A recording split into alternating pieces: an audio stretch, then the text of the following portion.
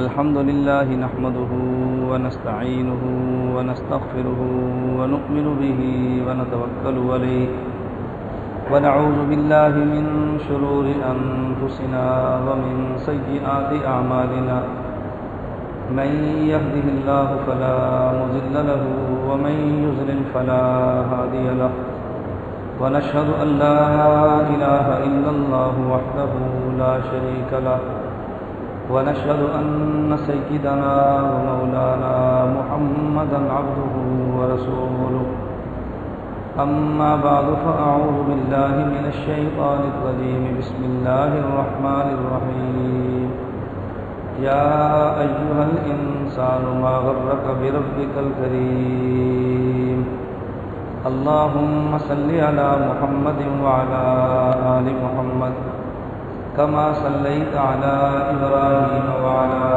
آل إبراهيم إنك حميد مجيد اللهم بارك على محمد وعلى آل محمد كما باركت على إبراهيم وعلى آل إبراهيم إنك حميد مجيد میرے نہایت واجب الاحترام بزرگوں، مسلک اہل سنت والجماعت سے تعلق رکھنے والے نوجوان دوستوں اور بھائیوں، میں نے آپ حضرات کی خدمت میں قرآن کریم کی ایک آیت تلاوت کی ہے، یا ایھا الانسان ما غرک بربک الکریم۔ جس آیت کریمہ میں اللہ رب العزت نے یا ایھا الانسان کہہ کے خطاب ہر اس شخص کو کیا ہے جو انسان ہے، خواہ وہ مومن ہو خواہ وہ کافر ہو۔ مومن بھی اللہ کا بندہ ہے، کافر بھی اللہ کا پیدا کرتا ہے، مومن بھی اللہ کی مخلوق اور کافر بھی اللہ کی مخلوق۔ اللہ رب العزت بحیثیت انسان جب خطاب فرمائے تو کافر کو بھی کرتے ہیں اور مومن کو بھی خطاب فرماتے ہیں۔ جب محض ایمان والوں کو خطاب فرمانا ہو تو پھر یا ایھا الناس نہیں کہتے، یا ایھا الذین آمنوا کہتے ہیں، اور جب مومنین اور کفار دونوں کو بات سمجھانی ہو تو پھر اللہ رب العزت یا ایھا الناس کہتے ہیں۔ بعض خطابات وہ ہیں کہ جن کا تعلق ایمان اور کفر والے دونوں سے ہوتا ہے، اور بعض خطاب وہ ہیں کہ جن کا تعلق محض اہل ایمان کے ساتھ ہے۔ جو شخص کلمہ پڑھ لے وہ احکام کا مکلف ہوتا ہے، اور جو کلمہ نہ پڑھے وہ احکام کا مکلف نہیں ہوتا۔ جب اللہ نماز، روزہ، حج اور زکوٰۃ کی بات کریں گے تو پھر خطاب کفار کو نہیں ہوگا، اہل ایمان کو ہوگا، اور جب اللہ عمومی عبادت کی بات کریں گے تو پھر خطاب دونوں کو ہوگا۔ مومن اور کافر میں کئی فرق ہے۔ ایک بات صرف ذہن نشین فرما لیں، جہنم میں کافر تو جائے گا، اہل ایمان میں سے اگر بعض لوگ جہنم میں گئے، ان کے جہنم میں جانے کی وجہ اور ہوگی اور کافر کے جہنم میں جانے کی وجہ اور ہوگی۔ اللہ جو کافر کو جہنم میں بھیجیں گے تو عذاب دیں گے، اور مومن اگر جہنم میں جائے گا اس کی وجہ عذاب نہیں ہوگی، اس کی وجہ تزکیہ ہوگی۔ عذاب اور چیز ہوتی ہے، تزکیہ اور چیز ہوتی ہے۔ عذاب کا معنی مفسرین نے لکھا ہے ایلام الحی علی سبیل الہوان، کسی بندے کو تکلیف دینا ذلیل کرنے کے لیے، اس کا نام عذاب ہے۔ اگر کسی کو تکلیف دیں اور ذلیل کرنا مقصود نہ ہو، اس کا نام عذاب نہیں ہے۔ میں اس کی مثال دیتا ہوں۔ کبھی آدمی تھپڑ اپنے مخالف اور دشمن کو مارتا ہے، اور کبھی تھپڑ اپنے بیٹے کو بھی مارتا ہے۔ اب دشمن کو جو مارا ہے ذلیل کرنے کے لیے، اور بیٹے کو مارا ہے تنبیہ کرنے کے لیے۔ اب تنبیہ کا معنی تذلیل نہیں ہوتی۔ اللہ رب العزت کافر کو جہنم میں بھیجیں گے عذاب دینے کے لیے، اگر اہل ایمان جہنم میں جائیں گے تو عذاب دینے کے لیے نہیں، بلکہ اس کو پاک کرنے کے لیے کہ جس جگہ کا نام جنت ہے اس میں ناپاک لوگ نہیں جاتے، اس نے چونکہ گناہ کی آلودگی سے وجود کو ناپاک کیا ہے، اللہ پاک کریں گے اور پھر جنت میں اس کو داخل فرما دیں گے۔ اللہ رب العزت اگر اہل ایمان میں سے بدعمال لوگوں کو جہنم میں بھیجیں تو وجہ اور ہوگی، اور کفار کو جہنم میں بھیجیں تو وجہ اور ہوگی۔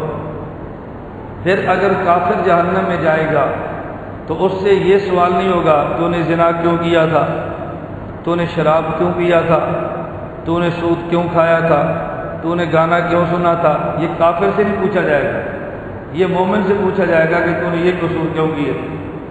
بعض لوگوں کو تعجب ہوتا ہے کہ اگر سود کافر کھائے تو اس سے نہیں پوچھیں گے، مسلمان کھائے تو اس سے پوچھیں گے، فرق کیا ہے؟ یہ فرق سمجھنا مشکل نہیں ہے، چھوٹی سی بات سمجھیں۔ ایک شخص جرم کرتا ہے اور جرم کی نوعیت الگ ہے، مثلا ایک حکومت کا باغی ہے، اس کا اصل جرم یہ ہے کہ بغاوت کرتا ہے، اب بغاوت کے لیے وہ ترغیب بھی کرتا ہے، بغاوت کے لیے اسلحہ بھی جمع کرتا ہے، بغاوت کے لیے بہت سارے کام اور کرتا ہے، لیکن اصل جرم اس کا بغاوت ہے، باقی جرائم اس کے ضمنی ہیں۔ جب یہ عدالت میں جائے تو اس پر پہلے فرد جرم کو لگتی ہے اس کی بغاوت کرنے کی، باقی ذات اسلحہ تھا یہ بھی کیس ہے، تقریر کیا یہ بھی کیس ہے، بد امنی پھیلائی یہ بھی کیس ہے۔ بد امنی کی سزا سزائے موت نہیں ہے، اسلحے کی سزا سزائے موت نہیں ہے، تقریر کی سزا سزائے موت نہیں ہے، لیکن بغاوت کے جرم کی سزا سزائے موت ہوتی ہے۔ اگر ایک شخص نے کسی کو خدا نہ کرے قتل کیا ہے، اس پر عدالت میں دفعہ 302 قتل کی بھی لگے گی، عدالت میں دفعہ اس کو 13 20 65 ناجائز اسلحے کی بھی لگے گی، مشورہ کرنے کی دفعات بھی لگے گی، 109 کی دفعہ بھی ہوگی، لیکن اس کے کیس کی سماعت عدالت میں 302 کی ہوگی۔ اگر 302 کے کیس سے بری ہو جائے پھر عدالت کیس اسلحے کا شروع کرتی ہے، اور اگر 302 سے بری نہ ہو تو اسلحے کے کیس کی سماعت کی ضرورت ہی نہیں ہے۔ اگر 302 کے جرم کی وجہ سے سزائے موت مل جائے تو چھوٹے کیس سماعت لانے کی ضرورت نہیں ہے۔ بالکل اسی طرح کافر یوں سمجھیں کہ جیسے 302 کا مجرم ہے، اس کی سزا ابدی جہنم ہے، شراب کی سزا ابدی جہنم نہیں ہے، زنا کی سزا ابدی جہنم نہیں ہے، رشوت کی سزا ابدی جہنم نہیں ہے، یہ چھوٹے جرائم ہیں کفر کے مقابلے میں۔ تو چونکہ کافر کا کفر والا جرم اتنا بڑا ہوگا اس کی سزا ختم ہوگی نہیں تو دوسرے کیس کے شروع کرنے کی ضرورت نہیں ہے، اور مسلمان کا ابدی سزا جہنم تو ہے ہی نہیں، اس لیے کہ نامہ اعمال میں وہ جرائم ہیں جو چھوٹے ہیں جس کی سزا کے بعد بالآخر بندے نے جنت میں چلا جانا ہے۔ میں اس لیے بات کہہ رہا تھا کہ یہ جرائم کافر کے زیر باس نہیں آئیں گے، یہ جرائم مسلمان کے زیر باس آئیں گے۔ اس لیے آپ قرآن کریم پڑھ لیں، احادیث پڑھ لیں، اللہ فرماتے ہیں شراب نہ پیو، یہ مسلمان سے کہیں، زنا نہ کرو مسلمان سے کہیں گے، گانے نہ سنو مسلمان سے کہیں گے، فلاں جرم نہ کرو مسلمان سے کہیں گے۔ کافر سے یہ نہیں کہیں گے یہ جرائم نہ کرو، کافر کو حکم ہوگا کہ تم ایمان لاؤ، پہلے ایمان لاؤ اس کے بعد احکام کی بات ہوگی، اور جب تک ایمان نہیں لائے گا احکام کی بات ہی نہیں ہے۔ ایک بندہ مسجد میں ہی نہ آئے اسے آپ کہتے ہیں کہ وضو کرو، ادب کا خیال کرو، جگہ کندھوں پر فلان کرنے جاتے، بھئی مسجد میں آئے گا تو اگلے احکام بتاؤ گے، جب مسجد میں نہیں آتا تو اگلے احکام آپ نے کیسے شروع کر دیے؟ پہلے دائرہ ایمان میں داخل ہوگا پھر احکام ہوں گے، اور جب دائرہ ایمان میں داخل نہیں ہوگا احکام کی بات ہی نہیں ہوگی۔ میں بات یہ سمجھا رہا تھا، اللہ رب العزت قرآن کریم میں کبھی لفظ یا ایھا الذین آمنوا کہہ کر اپنے عاشقوں ایمان والوں کو خطاب کرتے ہیں، کبھی یا ایھا الناس کہہ کے اللہ قرآن کریم میں عام انسان کو خطاب کرتے ہیں۔ جو آیت میں نے تلاوت کی ہے اس آیت میں اللہ رب العزت نے یا ایھا الناس فرمایا اور عام انسان کو خطاب کیا ہے، اور ایسے پیارے لفظ سے خطاب کیا، فرمایا یا ایھا الانسان ما غرک بربک الکریم، اے ایمان والو تمہیں اپنے کریم آقا کے بارے میں کس چیز نے دھوکے میں رکھا، اپنے کریم آقا کے بارے میں تمہیں کس نے دھوکے میں رکھا۔ اللہ یہاں پہ اپنے لفظ صفت لائے ہیں، نمبر 1 رب اور نمبر 2 کریم۔ اللہ رب العزت کی صفت رب وہ ہے جو اللہ کی تمام صفات کو جامع ہے۔ آپ قرآن کریم پڑھنا شروع کریں، الحمدللہ رب العالمین، اللہ صفت رب کو لائے ہیں، باقی صفات بعد میں ہیں۔ اور جب قرآن کریم کے درمیان میں پہنچے ان الذین قالوا ربنا اللہ ثم استقاموا، اللہ صفت رب کو لائے ہیں۔ جب قرآن کریم ختم ہوتا ہے قل اعوذ برب الناس، اللہ صفت رب کو لائے ہیں۔ قرآن کے آغاز میں بھی رب، قرآن کے درمیان میں بھی رب، قرآن کے اختتام پر بھی رب۔ آپ عالم ارواح میں دیکھیں، اللہ نے سوال کیا الست بربکم، میں تمہارا رب نہیں ہوں؟ الست بربکم، میں تمہارا رب نہیں ہوں؟ اور جب آدمی قبر میں جائے فرشتہ کیا کہتا ہے من ربک، بتاؤ تمہارا رب کون تھا؟ یہاں بھی لفظ رب، عالم ارواح میں بھی رب، اللہ کی اور صفات بھی ہیں، لفظ رب کیوں لاتے ہیں؟ اللہ رب العزت لفظ رب کہہ کے بندے کو شرم اور حیا کی ترغیب دیتے ہیں۔ جیسے نوکر مالک نوکر کو کہتا ہے ہمارا کھا کر ہمیں بکواس کرتے ہو، ہمارا کھا کے ہمیں گالیاں نکالتے ہو، کھاتے بھی ہمارا ہو اور ہمارا نمک حرامی کرتے ہو۔ اللہ فرماتے ہیں میں تمہارا رب ہوں، میں تمہارا رب ہوں، میں تمہارا رب ہوں، میرا تمہارا کوئی رشتہ بھی نہ ہوتا، میں تمہارا رب ہوں، گندے قطرے سے وجود دیتا ہوں، پورے نظام کو تمہاری خدمت میں لگاتا ہوں، بن مانگے تمہیں نعمتیں عطا کرتا ہوں، میں تمہارا رب ہوں۔ تم غور نہیں کرتے میں تمہارا رب ہوں۔ یا ایھا الانسان ما غرک بربک الکریم، میں تمہارا رب بھی ہوں اور میں تمہارا کریم بھی ہوں، میں تمہارا رب بھی ہوں اور میں تمہارا کریم بھی ہوں۔ اللہ نے صفت ربوبیت کا اظہار فرمایا ہے۔ اللہ یا ایھا الانسان فرماتے ہیں، یا ایھا الذین آمنوا نہیں کہتے، کیوں؟ ربوبیت کا تعلق ایمان سے نہیں ہے، ربوبیت کا تعلق وجود سے ہے۔ جس کو وجود ملتا ہے اس کو رب کی حاجت پیش آتی ہے، رب نہ ہو تو بندے کو وجود ہی نہیں ملتا۔ اللہ پاک نے خطاب کیا اور کافر کو بھی سمجھایا کچھ حیا کرو، میں تمہارا رب ہوں، میں نے تمہیں وجود دیا ہے، تم نے نہیں مانگا تمہیں آنکھ دی ہے، نہیں مانگا تمہیں زبان دی ہے، نہیں مانگا تمہیں کان دیا ہے، نہیں مانگا تمہیں ناک دیا ہے، نہیں مانگا تمہیں ہاتھ دیے ہیں، نہیں مانگا تمہیں پاؤں دیے ہیں، نہیں مانگا تمہیں صحت دی ہے۔ میں ایسا رب ہوں جو بن مانگے تمہیں دیتا ہوں، بن مانگے تمہیں دیتا ہوں۔ تم نے غور کیا ہے ہاتھ میں نے دیا، میرے خلاف استعمال کرتے ہو، زبان میں نے دی ہے، میرے خلاف بولتے ہو، آنکھ میں نے دی ہے، میرے خلاف تم دیکھتے ہو، کان میں نے دیا ہے، میرے خلاف سنتے ہو۔ اللہ لفظ رب کہہ کے بندے کو توجہ دلاتے ہیں کہ میں تمہارا رب ہوں، میں تمہارا رب ہوں، میں تمہارا رب ہوں۔ اور ساتھ کیا فرمایا؟ یا ایھا الانسان ما غرک بربک الکریم، فرمایا میں رب بھی ہوں اور میں کریم بھی ہوں، میں رب بھی ہوں اور میں کریم بھی ہوں۔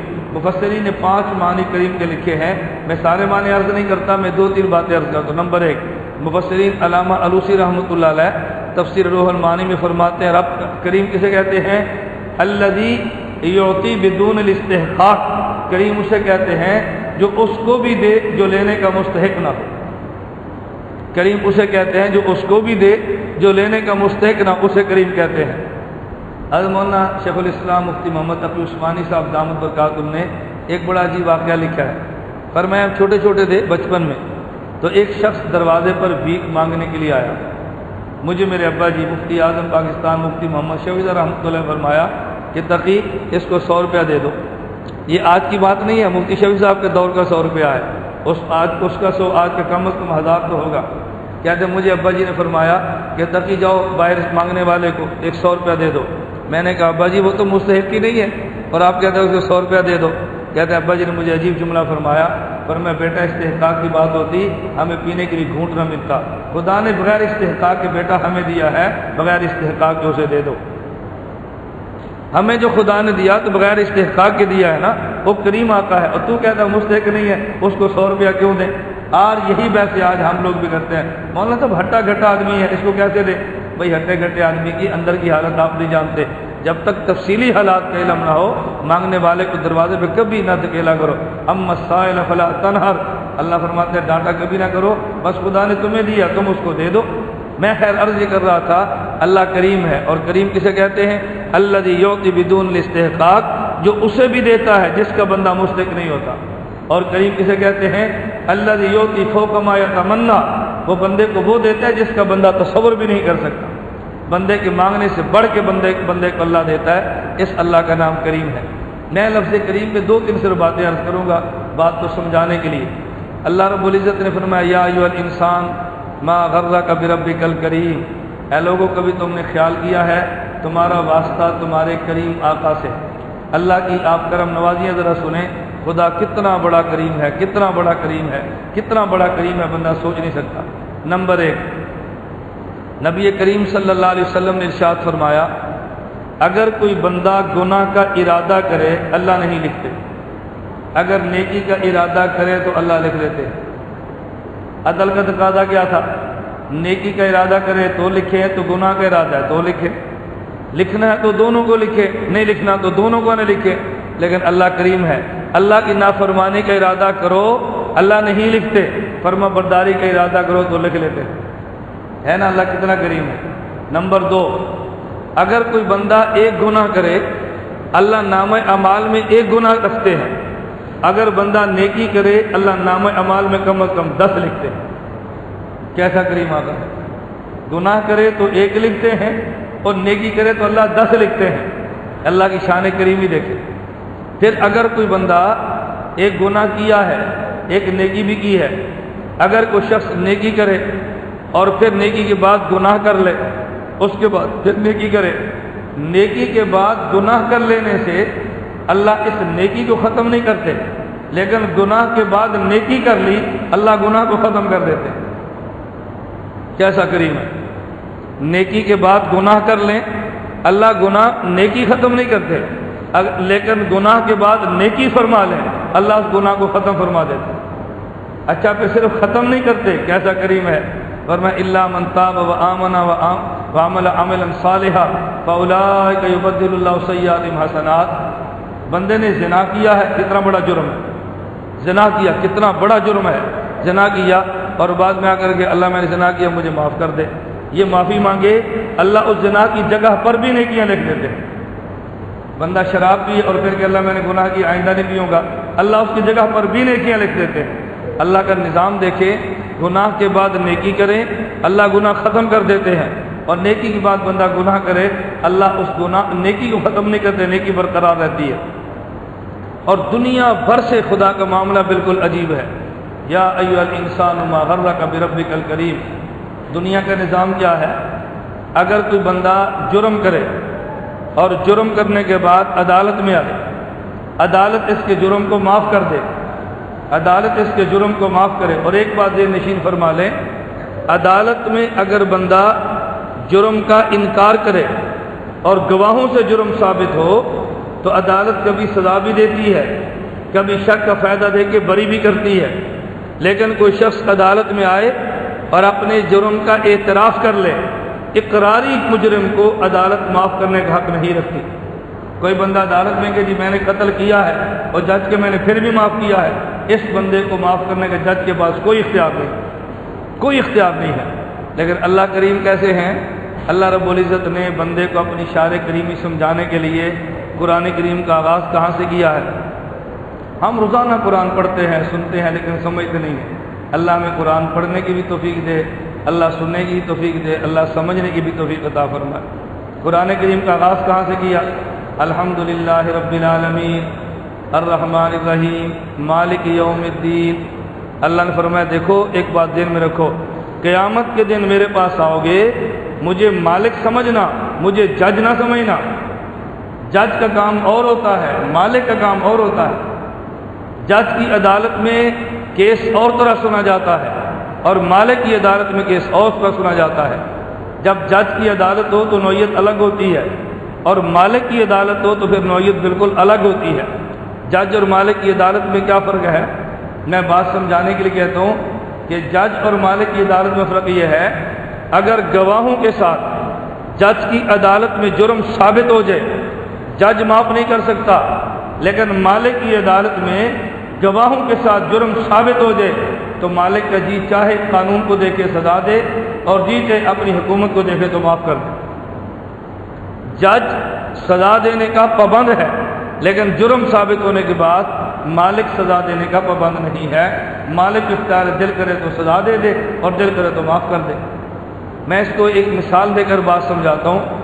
ایک شخص فیکٹری کا مالک ہے اور ایک شخص فیکٹری کا جی ایم ہے۔ جی ایم کو ملازم کہتے ہیں اور مالک کو مالک کہتے ہیں۔ اب اگر کوئی شخص چوری کرے اور منشی جی اس چور کو پکڑیں اور پکڑ کے جی ایم کے پاس لے جائیں اور وہاں جا کر بتائیں یہ چوری کی، یہ چوری کی، یہ چوری کی، ہماری 1 سال سے فیکٹری میں چوریاں ہو رہی تھی لیکن چور نہیں پکڑا جا رہا تھا، ساری میں چور پکڑ کے لے، اس کے خلاف یہ ثبوت ہے۔ اب سارے ثبوت سننے کے بعد اگر جی ایم اس کو بری کرنا چاہے تو منشی وہاں شور مچا دے گا، سال بھر چوری ہوتی رہی، مشکل سے میں نے چور پکڑا اور جی ایم صاحب آپ نے چھوڑ دیا، آپ کو کیا حق حاصل تھا چھوڑنے کا؟ اس کا مطلب آپ کو کچھ پیسہ لگا ہے، کوئی کچھ ہوا ہے، کچھ دھمکی آئی ہے۔ لیکن اگر یہی منشی پکڑے چور کو اور مالک کی عدالت میں لے جائے اور پھر اس چور نے 100 چوریاں کی ہیں، مالک تحمل سے چوریاں سنتا رہے اور سننے کے بعد کیا دے، جاؤ میں نے اس کو معاف کر دیا ہے۔ اب اگر منشی یا نہیں بول سکتا، اگر بولے گا تو مالک نے کہنا ہے بھی تو فیکٹری کا باپ لگتا ہے، میری اپنی فیکٹری ہے، میرا دل کرے سزا دے دوں، میرا دل کرے بری کر دوں۔ لیکن جی ایم صاحب یہ نہیں کہہ سکتے میرا دل کرے سزا دے دوں، میرا دل کرے میں بری کر دوں۔ کیوں؟ جی ایم کی حیثیت جج کی ہے اور اس کی حیثیت مالک کی ہے۔ جج قانون کا پابند ہوتا ہے، مالک قانون کا پابند نہیں ہوتا۔ فرمایا یا ایھا الانسان ما غرک بربک الکریم، لوگو تم غور تو کرو، میں تمہارا مالک کریم ہوں اور تم نے میرے دربار میں آنا ہے۔ میں اللہ کی شان کریمی بتا رہا تھا، اب اس سے اگلی بات سنیں۔ اگر کسی شخص نے جرم کیا اور پھر توبہ کی، اللہ جرم کو معاف کر کے اس کی جگہ پر بھی نیکیاں لکھ دیتے ہیں۔ اللہ کی شان کریمی اس سے اگلی دیکھیں، بندہ کبھی سوچ بھی نہیں سکتا۔ اگر کوئی انسان، اللہ نے پھر مزید نیکیوں کے اضافے کرنے کے لیے بندوں کے لیے سیزن رکھ دیا ہے تاکہ بندوں کے لیے اور آسانیاں پیدا ہو جائیں۔ اگر وہی نیکی بندہ رمضان کے علاوہ کرے، اس پر 10 نیکیاں ملتی ہیں۔ اگر وہی نیک عمل رمضان میں کرے، اللہ اس کو 70 گنا بڑھا دیتے ہیں۔ اللہ بندے کے اعمال کو 70 گنا بڑھا دیتے ہیں۔ شان کریمی دیکھیں، اس سے اگلا کرم دیکھیں جس پر بندے کو تعجب ہوتا ہے۔ میں سمجھانے کے لیے 2 لفظ استعمال کرتا ہوں، ایک کا نام ہے ثواب اور ایک کا نام ہے ایصال ثواب۔ ثواب اور ایصال ثواب کا معنی کیا ہے؟ ثواب کا مطلب یہ ہے کہ بندہ نیکی کرے، اجر خود لے، اس کا نام ثواب ہے، اور بندہ عمل کرے، اجر کسی اور کو دے، اس کا نام ایصال ثواب ہے۔ ہم اہل سنت والجماعت ثواب کو بھی مانتے ہیں اور ایصال ثواب کو بھی مانتے ہیں، اور یہ ایصال ثواب اللہ کے کرم پر دلیل ہے، اللہ کی شان کریمی پر دلیل ہے۔ خدا کی شان کریمی پر کیسے دلیل ہے؟ ذرا اس کو سماعت فرمائیں۔ اس امت کی عمر بہت تھوڑی ہے اور پہلی امت کی عمریں بہت زیادہ ہیں، 200 سال، 400 سال، 500 سال، 600 سال، 1000 سال، اور اس امت کی عمر کتنی؟ اوسطاً 60 سال۔ اوسط عمر اس امت کی 60 سال ہے، لیکن عجیب بات یہ ہے عمر ان کی کم ہے، درجات جنت میں ان کے زیادہ ہوں گے۔ عمر ان کی تھوڑی ہے، جنت میں پہلے یہ جائیں گے۔ عمر ان کی کم ہے، اکرام ان کا زیادہ ہوگا۔ بندہ سوچتا ہے جب عمر تھوڑی ہے، اعمال تھوڑے ہیں، تو پھر اس بندے کو زیادہ اعمال کیسے ملیں گے، اجر زیادہ کیسے ملے گا، اس کے جنت میں مقامات بلند کیسے ہوں گے؟ اللہ نے لفظ کریم کہہ کے ہمیں سمجھایا ہے، اس بات کو ذرا آپ سمجھیں۔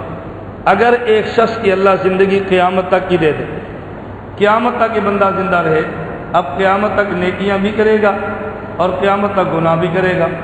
قیامت کے دن نامہ اعمال میں گناہ بھی ہوں گے، قیامت کے دن نامہ اعمال میں نیکیاں بھی ہوں گی، دونوں چیزیں موجود ہیں۔ اب اس کے نامہ اعمال میں گناہ اور نیکیاں دیکھو، اور قرآن نے اصول کا بیان فرمایا، اما من ثقلت موازینہ فهو فی عیشۃ راضیہ واما من خفت موازینہ فامہ ہاویہ۔ اگر نیکیاں زیادہ تو بندہ جنت میں جائے گا، اگر نیکیاں کم تو بندہ جہنم میں جائے گا۔ اگر قیامت تک اللہ زندگی دے دیتے، بندہ گناہ بھی کرتا، نیک اعمال بھی کرتا، تو ہم جیسے نالائقوں کے گناہ بڑھ جاتے اور نیکیاں کم ہوتی تو شاید جنت میں جانے کا راستہ کوئی نظر نہ آتا۔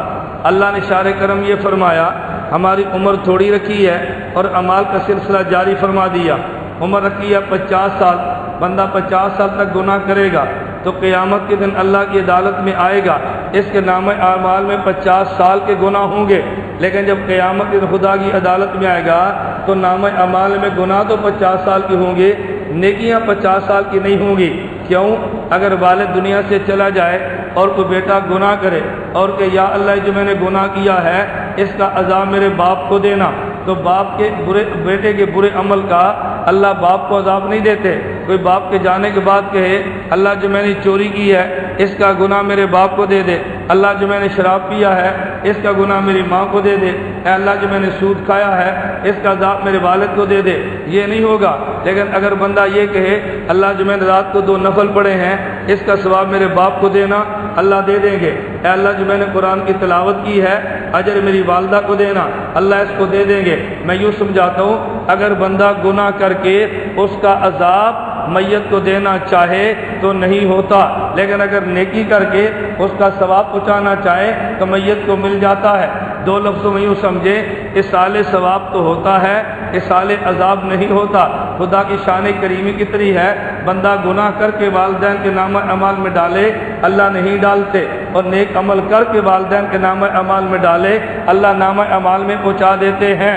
نتیجہ یہ نکلے گا کہ بندہ فوت ہوا، قیامت دن اٹھے گا تو نامہ اعمال میں گناہ تو 50 سال کے ہوں گے اور نیکیاں قیامت تک کی ہوں گی۔ گناہ 50 سال کے ہوں گے اور نیکیاں قیامت تک کی ہوں گی۔ اب بتاؤ کتنا بڑا شان کریمی ہے۔ آپ نے ایک بچہ حافظ بنا دیا، آپ دنیا سے چلے گئے، وہ پڑھے گا، اگلا چلتے چلے جائیں گے، تو آدمی کو عذاب تو گناہوں کا ملے گا لیکن اپنے اعمال کا ثواب بھی بنے گا، اور تو بندہ پڑھ کے ملے تو اس کا سال ثواب بھی ملے گا۔ یہ خدا کی شان کریمی پر دلیل ہے کہ بندے کی عمل کا اجر اللہ بھی دیتے ہیں، اور کوئی اور اچھا عمل کر کے بخشے اللہ سال ثواب بھی عطا فرماتے ہیں۔ فرماتے ہیں یا ایھا الانسان ما غرک بربک الکریم، وہ انسان تو کتنا نالائق ہے، اس کریم خدا کو بھی تو نہیں سمجھتا، اس کریم خدا کو بھی نہیں تو سمجھتا۔ تو نے گناہ کا ارادہ کیا، ہم نہیں لکھتے، نیکی کا ارادہ کرے تو لکھ لیتے ہیں، گناہ ایک کرے ہم 1 لکھتے ہیں، نیکی 1 کرے ہم 10 لکھتے ہیں، گناہ کر کے کسی کو دے ہم نہیں دیتے، نیکی کر کے نام اعمال میں پہنچائے ہم پہنچا دیتے ہیں۔ اب بندہ قیامت کے دن اللہ کی عدالت میں آئے گا تو گناہ تو بہت کم ہوں گے، اور بندے کے نام اعمال میں آپ اندازہ فرمائیں اعمال کتنے زیادہ ہوں گے، بندہ تصور بھی نہیں کر سکتا۔ یہ سارے اعمال قیامت کے دن موجود ہوں گے، لیکن بعض بدقسمت ایسے ہوں گے اس کے باوجود بھی ان کی نجات مشکل نظر آئے گی، کیونکہ گناہ کے مقابلے میں نیکیاں کم ہیں، نہ اس نے نیکیاں کی ہیں، نہ کسی نے اس کو نیکیاں بخشی ہیں، نہ نیک اعمال چھوڑ کے گیا ہے۔ جب مرنے کے بعد لوگ اصال ثواب کرتے، بعض ایسے بدقسمت بھی موجود ہوں گے۔ نبی پاک صلی اللہ علیہ وسلم نے فرمایا اللہ کتنا کریم ہے، اللہ اس کے لیے ایک اور دروازہ کھولتے ہیں۔ وہ دروازہ کون سا ہے؟ اگر کسی بندے کا خاندان میں قرآن کا حافظ موجود تھا، اللہ فرمائیں گے 10 کو تو جنت میں لے جا۔ اگر خاندان میں حافظ نہیں تھا تو ممکن ہے خاندان میں کوئی شہید ہو، کوئی بے گناہ اللہ کے راستے میں مارا گیا ہو، اللہ فرمائیں گے 70 کو تو لے جا۔ اگر شہید بھی نہیں تھا تو کسی عالم سے عقیدت تو ہوگی نا، معارف میں حدیث موجود ہے، اللہ کے نبی نے فرمایا جس عالم سے عقیدت ہوگی وہ عالم جنت میں جائے گا، اللہ فرمائیں گے اس کو تو جنت میں لے جا، عقیدت مندوں کو لے کر جائے گا۔ بعض اب بھی نکمے ہوں گے، خاندان میں حافظ بھی نہیں ہے، خاندان میں شہید بھی نہیں ہے، کسی عالم سے عقیدت بھی نہیں ہے، اس کا کیا بنے گا؟ امی عائشہ رضی اللہ عنہ فرماتی ہیں اگر 2 نابالغ بچے فوت ہوئے، اللہ رب العزت نے فرمایا میرے پیغمبر ان کو بتاؤ وہ 2 نابالغ اولادیں اپنے والدین کو لے کر جنت میں جائیں گے۔ امی عائشہ نے پوچھا یا رسول اللہ اگر کسی کا 1 نابالغ بچہ ہو، 2 نہیں فوت ہو تو پھر کیا بنے گا؟ اللہ کے پیغمبر نے فرمایا عائشہ اگر 1 نابالغ بچہ فوت ہو گیا تو یہ 1 بھی والدین کو جنت میں لے کر جائے گا۔ امی عائشہ نے پوچھا یا رسول اللہ من لم یکن لہ، جس کے نام اعمال میں کوئی نابالغ بچہ بھی نہ ہو حضور اس کا کیا بنے گا؟ اللہ کے نبی نے فرمایا عائشہ سنو من لم یکن لہ انا فرط اللہ، جس کا قیامت کے دن کوئی بھی نہیں ہوگا اس کی سفارش میں محمد خود کروں، اس کی سفارش میں کروں گا، میں لے کر جاؤں گا، تمہیں لے کر جاؤں گا۔ میں کہتا ہوں یا ایھا الانسان ما غرک بربک الکریم، اللہ فرماتے ہیں اس کریم مالک کے بارے میں تم دھوکے میں ہو، اس کریم مالک کے بارے میں تم دھوکے میں ہو۔ اللہ کے لیے لوگ ایمان پر آئیں تو ان کو آنے دو، ایمان پر آئیں تو آنے دو۔ اور میں ایک جملہ کہتا ہوں یہ کبھی جملے نہ کہا کرو خدا کی قسم ایمان والا ہو اس کے چہرے پہ داڑھی نہ ہو وہ تب بھی ایمان والا ہے۔ میں نہیں کہتا داڑھی نہ رکھے، داڑھی رکھنی چاہیے، نماز نہ پڑھتا ہو وہ تب بھی ایمان والا ہے، اللہ نہ کرے وہ سود کھاتا ہو وہ تب بھی ایمان والا ہے۔ سود کی لعنت سے بچنا چاہیے، بے نماز کی لعنت سے بچنا چاہیے، بے روزگار کی لعنت سے بچنا چاہیے، سارے نیک اعمال کرنے چاہیے، لیکن کروڑوں نامہ اعمال میں گناہ موجود ہو اور اس نے پیغمبر کا کلمہ پڑھا ہو، اس بندے کو حقیقت کبھی نہ سمجھنا۔ حضرت حکیم الامت ثانی فرماتے ہیں اس کی حیثیت تو شہزادے کی ہے، اگر کوئی شہزادہ ہو اور وہ بادشاہ کے تخت سے اترے اور گٹر میں گر جائے، کوئی بھنگی آ کے اس کو پکڑے اور اس گٹر میں گرے ہوئے شہزادے کو مارے، تیرے چہرے پہ گند ہے، بادشاہ کہتے ہیں تیری کیا اوقات ہے، تو نے ہمارے شہزادے کے منہ پہ مارا ہے، تیری کیا حیثیت، ایک بھنگی ہو کے شہزادے کو مارتا ہے، بھنگی ہو کے تو شہزادے کو برا کہتا ہے۔ حضرت حکیم الامت ثانی فرماتے ہیں کیوں؟ وہ شہزادہ ہے، اگرچہ وہ گٹر کے گند میں مبتلا تھا لیکن بادشاہ نہیں برداشت کرتا کہ تو میرے بیٹے کے منہ پہ مارے، اس کی وجہ یہ شہزادہ غسل کرے گا تو بادشاہ کے تخت کے اوپر بیٹھا ہوگا۔ مومن جتنا بھی گندا ہوگا مومن جتنا بھی گندا ہوگا یہ مومن ایمان والا ہے، ایک بار دل سے کہہ دے اللہ میں نے توبہ کیا آئندہ نہیں کروں گا، جس طرح بادشاہ بیٹے کو تخت پہ جگہ دیتا ہے اللہ اس ایمان والے کو اپنے عرش کے نیچے جگہ دیتا ہے، اللہ اس کو ایمان والے کو عرش کے نیچے جگہ دیتا ہے۔ بتائیں اتنا قیمتی ایمان والا، اتنا قیمتی ایمان والا کہ بندہ سوچ سکتا ہے کتنا قیمت ہے ایمان، کتنی قیمت ہے۔ میں اس لیے گزارش کرتا ہوں ہمیں اہل ایمان کو چاہیے دنیا بھر کے کفر کے سامنے بات پھیلائیں، بھئی حضور کی غلامی قبول کر لو، نبی کا کلمہ پڑھ لو، نبی کے دامن سے وابستہ ہو جاؤ۔ میں کبھی تمہیں نہیں کہتا، میں گناہ پہ جری نہیں کرتا کہ گناہ کرو، گناہ سے بچنا چاہیے۔ کبھی بندہ اتنے گناہ کرتا ہے اس گناہ کی نوست کی وجہ سے بندے کا ایمان ختم ہو جاتا ہے، لیکن اگر بندے کا ایمان موجود ہو، حضور اکرم صلی اللہ علیہ وسلم کی غلامی مل جائے، اللہ کے پیغمبر کا کلمہ ملے، حدیث مبارک میں آتا ہے، قرآن کی آیت کی تفسیر میں نبی پاک نے فرمایا جہنم میں اہل کفر ہوں گے اور جہنم میں گناہوں کی وجہ سے اگر بعض اہل ایمان بھی جائیں گے، اہل کفر تانا دیں گے تم حضور کا کلمہ پڑھتے تھے، تم لا الہ الا اللہ محمد رسول اللہ کہتے تھے۔ میں آج کے دور میں کہتا ہوں کافر کہے گا کہ تم عید کے دن مسجدوں میں جا کے نمازیں پڑھتے تھے۔ کتنے وہ لوگ مسلمان موجود ہیں جو فرض نماز بھی نہیں پڑھتے، جمعہ بھی نہیں پڑھتے، عید کے دن آتے ہیں۔ میں کہتا ہوں عید کے دن بھی آیا تو ہے نا، عید کے دن بھی آیا تو ہے، اس آنے والے کو تم کیوں ڈانٹتے ہو؟ تمہیں شرم نہیں آتی؟ ارے بھائی صبح کا بولا رات کو آ جائے تو لوگ کہتے آ گیا ہے، 10 سال بعد باپ کا بیٹا ہے تو باپ خوش ہوتا ہے، کہتا ہے میرا بیٹا تھا مجرم تھا، نافرمانیاں کرتا رہا، چلو تو بڑھاپے میں آ گیا ہے، میرے پاس آیا تو ہے، تو نے میری آنکھ کو ٹھنڈا کر دیا ہے۔ حدیث میں آتا ہے جب بندہ گناہ کرتا ہے تو فرشتے اللہ کو کہتے ہیں اللہ ہم نہیں کہتے تھے اس بندے کو پیدا نہ کرنا، یہ تیری نافرمانی کرے گا، لیکن حدیث میں جب وہی بندہ توبہ کرتا ہے اللہ فرماتا ہے میں نہیں کہتا تھا جو میں جانتا ہوں وہ تم نہیں جانتے، جو میں جانتا ہوں تم نہیں جانتے، جو میں جانتا ہوں تم نہیں جانتے۔